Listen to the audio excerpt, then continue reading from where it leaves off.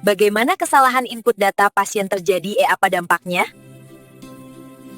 Di ruang nurse station Rumah Sakit Dharma Pharma, ada 5 perawat sedang berbincang di depan komputer nurse station untuk mengecek data pasien, suasana pun sibuk.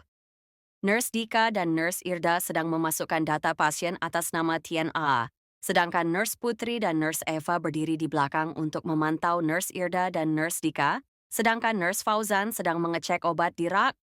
Dalam sistem informasi keperawatan, setiap data yang dimasukkan harus akurat dan konsisten. Tapi, bagaimana jika terjadi kesalahan kecil dalam input data? Hari ini kita akan melihat bagaimana sebuah kelalaian sederhana dapat berdampak besar pada pelayanan. Di nurse station, Nurse Dika terlihat terburu-buru menginput data. Sedangkan Nurse Irda menanyakan sesuatu sambil memegang berkas. Nurse Dika minta tolong cek ulang pasien atas nama Tuan A. Ya, ini udah kok. Tadi keluarga bilang nggak ada alergi, umurnya 45 tahun. Tapi kayaknya umur pasien itu 54 deh, bukan 45. Di gelang identitas beda tuh. Ah, kayaknya salah ingat. Nggak apa-apa lah. Disinilah kesalahan bermula. Data tidak diverifikasi, dan input dilakukan tanpa mencocokkan sumber data dari gelang identitas, rekam medis lama, atau konfirmasi langsung pada pasien. Di ruang tindakan, perawat Fauzan membawa obat yang mengandung penisilin. Sedangkan perawat Eva memegang berkas yang sudah tercetak dari sistem. Karena data alergi salah, pelayanan mulai mengarah pada keputusan yang keliru. Mas Fauzan, ini resep untuk pasien kamar 12. Katanya tidak ada alergi ya?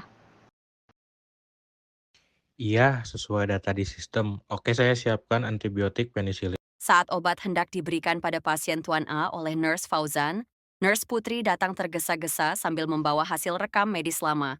Wajahnya sangat panik. Tunggu, jangan kasih obat itu. Nurse Putri menarik lengan Nurse Fauzan untuk memberitahu kesalahan data agar tidak memberitahu di depan pasien. Saya cek rekam medis lama Tuan A, pasien punya alergi berat terhadap penisilin. Serius? Tapi di sistem tuh tulis gak ada alergi. Nurse Dika, kamu yakin tadi sudah verifikasi data? Maaf, aku terburu-buru. Aku kira keluarganya sudah benar. Setelah kejadian itu, semua perawat mendiskusikan di nurse station. Evaluasi seperti ini sangat penting untuk mencegah kejadian berulang. Kita harus perbaiki alur input data. Nggak bisa kalau cuma satu sumber aja. Dalam teori sistem informasi keperawatan, prinsipnya adalah akurasi, relevansi, konsistensi, dan verifikasi data. Data harus dicek minimal dari 2 sumber. Dan setiap input harus dilakukan oleh petugas yang fokus, tidak terburu-buru. Kita bisa buat checklist verifikasi cepat, cocokin gelang identitas, wawancara, dan rekam medis sebelumnya harus dicek ulang. Saya minta maaf. Kedepannya saya akan pastikan double check sebelum klik simpan. Dalam sistem informasi keperawatan, setiap data harus 1. Akurat, sesuai kondisi sebenarnya. 2. Lengkap, tidak ada bagian penting yang kosong. 3. Konsisten, tidak berbeda antar dokumen. 4. Relevan, hanya yang terkait dengan pelayanan. 5. Tervalidasi, menjaga kerahasiaan data pasien. 6. Konsisten keamanan dan kerahasiaan data, dicek ulang dari minimal 2 sumber dan menjaga kerahasiaan data pasien. Bagaimana kesalahan input data pasien terjadi dan apa dampaknya? Halo semuanya, dalam video ini kita akan membahas bagaimana kesalahan input data pasien bisa terjadi, apa dampaknya, dan prinsip penting yang harus dilakukan menurut teori sistem informasi keperawatan.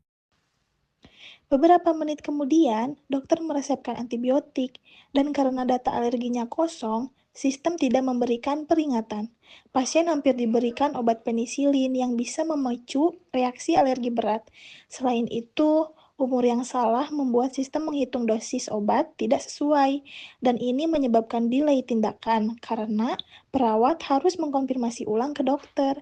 Dari sini, kita bisa lihat bahwa kesalahan input sederhana dapat berdampak pada keselamatan pasien, keterlambatan pelayanan, hingga risiko pemberian obat yang tidak tepat. Yang pertama yaitu akurasi. Data yang dikaji harus benar, akurat, dan lengkap, mencakup semua informasi penting seperti riwayat kesehatan, pengobatan, hingga kondisi terkini pasien, supaya perawatan yang diberikan dapat tepat sasaran. Yang kedua yaitu validasi. Lakukan pengecekan ulang sebelum menekan tombol simpan. Yang ketiga yaitu verifikasi. Cocokkan kembali dengan pasien atau keluarga, terutama data penting seperti umur, riwayat alergi, riwayat penyakit, dan riwayat pengobatan. Yang keempat yaitu ketelitian dan konsistensi. Jangan tergesa-gesa. Sebagai perawat harus mengikuti standar dan format yang sudah ditentukan. Yang kelima, keamanan data. Pastikan data informasi pasien harus dijaga kerahasiaannya dan tersimpan dengan aman. Juga tidak sembarangan dibagikan kepada orang lain agar hak privasi pasien dapat terlindungi. Kemudian ada pembaharuan. Data harus diperbarui secara berkala agar informasi yang dipakai tidak usang dan sesuai dengan perubahan kondisi pasien. Dan yang terakhir, sistem input data ini harus mudah digunakan supaya tenaga kesehatan bisa memasukkan data dengan cepat dan benar. Dan yang terakhir, sistem input data ini harus mudah digunakan supaya tenaga kesehatan bisa memasukkan data dengan cepat dan benar.